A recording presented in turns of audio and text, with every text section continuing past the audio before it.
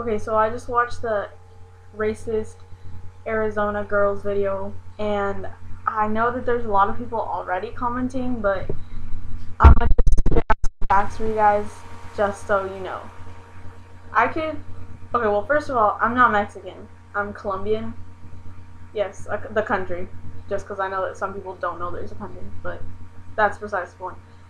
So I'm not Mexican, but I feel like there's things that people need to know about immigration in general. So first off, they sound stupid. That first of all, it sounds stupid because they have no idea what they're talking about. They're saying, "Oh, go back to your country. Go back to your country." First of all, this wasn't even America to begin with. Like this whole country was based off of immigration. People from Europe immigrated here to what is now the United States. Second of all, California, Arizona, a lot of western states were Mexico to begin with. So technically, if you want to go technical on this, that's Mexican. That's still Mexico. Well, not anymore, but you know what I mean. So that's the first thing. Second of all, green card. Do you even know what that means? Of course you don't know what that means, because you're ignorant. It is not easy. People don't just hand out green cards. To get into this country, to immigrate into this country legally, there are like a couple main ways.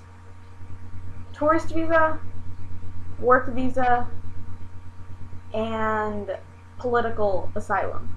Tourist visa is when someone travels and wants to stay here temporarily, and for most countries you have to have a sponsor, and you have to go through a whole process to have a tourist visa even approved.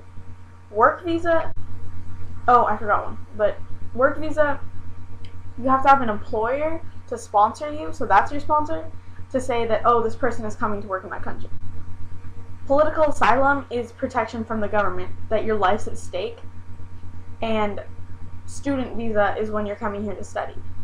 Now, a lot of Mexican people who come here illegally is because they fear for their lives. Legitly, like, something is going on, or so they come here.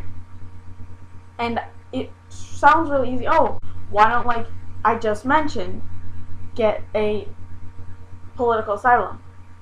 But not a lot of people know that Mexico is one of the very, very, very few countries that the United States doesn't offer political asylum to. So that is not an option for them. And if they don't have a legal U.S. citizen to sponsor them, there is no way for them to legally come to the country. And if they need to provide for their families, if they fear for their lives, what would you do? Would you sit around? Of course not. I mean, if your children need food, if your children's lives are at stake, you're gonna move. You're gonna do whatever you can possible to stay alive. Okay? And just throwing it out there that they don't speak English. Like, do you know that a lot of legal immigrants don't speak English when they first come into this country? It's not just illegal immigrants.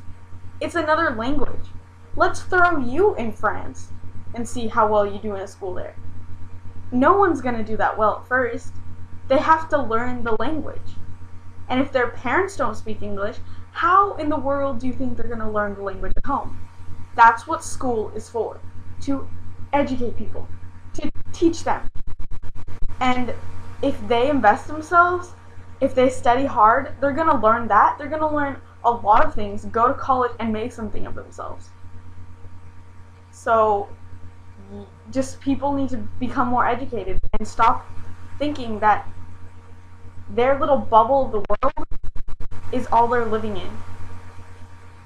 Before you come to YouTube, before you sit there and make a video that, first of all, doesn't make sense, second of all, random things like shaking your butt in the front of the camera.